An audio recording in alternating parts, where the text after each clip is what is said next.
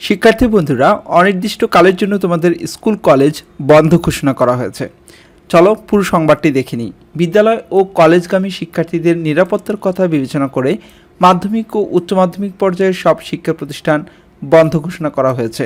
মঙ্গলবার 16 জুলাই রাতে শিক্ষা মন্ত্রণালয়ের জনসংযোগ কর্মকর্তা এম.এ. খায়ের এমন তথ্য জানান।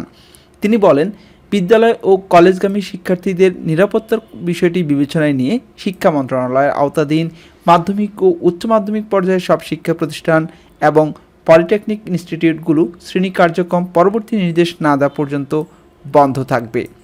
সংবাদ দৈনিক শিক্ষার। এ প্রসঙ্গে এই অংশটুকু আমরা যুগান্তর থেকে পেয়েছি।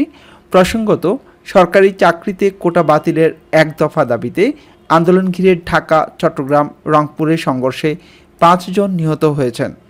এর মধ্যে ঢাকায় 1 জন, চট্টগ্রামে 3 জন, রংপুরে 1 জন রয়েছেন। মঙ্গলবার দুপুরের পর ঢাকার বেশ কয়েকটি এলাকাসহ দেশের বিভিন্ন স্থানে সংঘর্ষে আরও কয়েকশো মানুষ আহত হয়েছেন। কোটা বিরোধী আন্দোলনকারী শিক্ষার্থীদের সঙ্গে পুলিশ, ছাত্রলীগ, যুবলীগ ও ক্ষমতাসীন দলের সমর্থকদের মধ্যে এসব সংঘর্ষের ঘটনা ঘটেছে। এখনও অনেক জায়গায় সংঘর্ষ চলছে।